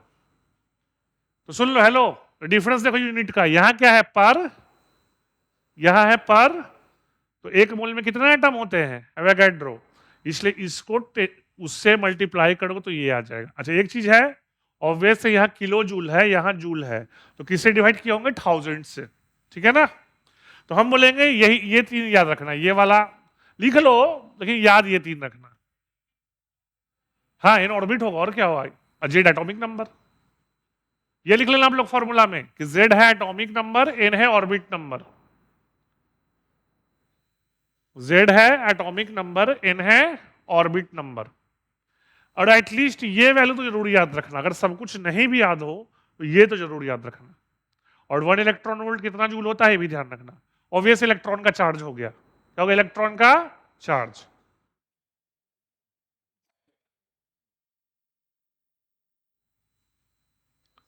अच्छा एक चीज लिख लो आप लोग, एक चीज लिख लो बहुत इंपॉर्टेंट है, बोर मॉडल उसी एटम या आयन के लिए एप्लीकेबल होता है जिसमें एक इलेक्ट्रॉन हो, जिसमें, इसको नोट कर लो, इंपॉर्टेंट है, स्टार मार्क करके लिख लो, Bohr's model is applicable only for atom और आयन कंटेनिंग 1 इलेक्ट्रॉन। हाँ बोलो। नहीं, ओवरऑल, ओवरऑल। हाँ तो वही तो है, एक तरह से यही ड्रॉबैक हो गया। क्या क्या? अरे बोल तो रहे हैं कि आगे क्या हाँ क्या बोल रहे हो आप बोलो। हाँ हाँ, लेकिन होता क्या है ना, इस रिजल्ट से आगे एटम का बहुत मिला था, फिर से बोल रहे हैं कि कोई भी फंडामेंटल से ही हम आगे बढ़ते हैं, तो बोर मॉडल से हम आगे एलिमेंट्स का बहुत रिजल्ट निकाल चुके हैं। Bohr model is applicable for atom और ion containing only 1 electron. Ion बता दें, बता तो रहे, तो जाओ, हंसी, अब हंसी क्यों आ रहा है इतना? Bohr model is applicable for atom और ion containing only 1 electron. Ions कौन है तुम देख लो, आयंस, अच्छा लिख लिया आप लोग एवोगैड्रो वाला, तो देखो आयंस कौन है, हाइड्रोजन हो गया, ये तो क्लियर है। और देखो ध्यान से, हीलियम प्लस, तो खुद सोचिए, हीलियम का एटॉमिक नंबर क्या है? 2, तो कितने इलेक्ट्रॉन होंगे? 2, प्लस का मतलब 1, तो 1 इलेक्ट्रॉन बचा। और देखो लिथियम 2 प्लस, लिथियम का एटॉमिक नंबर 3, 3 इलेक्ट्रॉन, 2 लूज कर दिया, 1 इलेक्ट्रॉन, B3 प्लस ETC। समझ में आ गया? हाँ ठीक है, सही बोलो, सही बोल रहे हो। कार्बन 5 प्लस, नोट कर लीजिए, तो एग्जाम में जो क्वेश्चन देगा उनमें यही आयंस देंगे। तो सुन लो, हेलो, अगर लिथियम देगा, मान लो लिथियम दे, तो जेड क्या लोगे? जेड क्या लोगे? 3। एटॉमिक नंबर आयन से चेंज, ये बताए हैं आप लोग, बताए ना है, तो Z3 लोगे, ठीक है?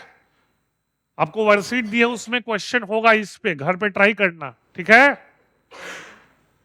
चलिए हो गया, जल्दी से करते हैं, टाइम वैसे हो ही गया। सुने, एटलीस्ट एक काम करना, आप लोगों को हम टास्क दे रहे हैं, ये आपका टास्क होगा। अच्छा वही एनर्जी का है, वो तो फॉर्मूला ही है, वो तो लिखवाई दिए फॉर्मूला, सुन लो, ये सुन लो, ये फॉर्मूला अच्छा एक मिनट, ये हम आपको सुन लो, ये घर पे आपको यही टास्क रहेगा, आप ये फॉर्मूला नोट कर लेना, ठीक है। नेक्स्ट क्लास में हम यहीं से स्टार्ट करेंगे, अगर आपको डाउट रहे तो बोलना, हम सारा समझा देंगे, लेकिन अल्टीमेटली आपको ये फॉर्मूला क्या है याद ही करना है। और फिर से बता रहे हैं कुछ नया नहीं है इसमें, z पता है एटॉमिक नंबर है, n क्या है ऑर्बिट नंबर, सब में वही चीज है। हाँ हाँ ये बताते हैं 1 ये यूनिट है 1 एंगस्टॉर्म, जो कि होता है 10⁻⁻10 मीटर, ये एंगस्टॉर्म कहते हैं, देख लो बताए थे।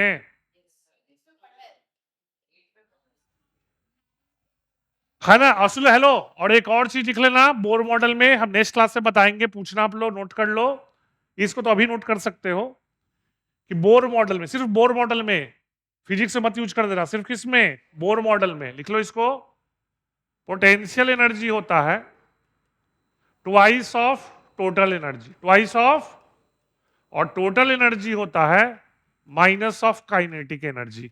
ये दोनों रिजल्ट भी याद रखना आप, ये सिर्फ किसमें है बोर्स मॉडल में, ये फिजिक्स मत यूज कर देना कि इसके केमिस्ट्री वाले से पढ़ाए थे, ये सिर्फ किसमें है, क्या क्या क्या बोल रहे हो, जीरो क्यों होगा, ट्वाइस ऑफ टोटल है भाई, क्या क्या, अरे तो सुन लो अब आराम से, अब पूछ रहे तो बता रहे हैं, अरे सुन तो लो, टोटल एनर्जी क्या होता है पोटेंशियल एनर्जी प्लस, अब क्लियर, अब हो जाएगा, तुम उल्टा सोच रहे थे, अब हो जाएगा ना।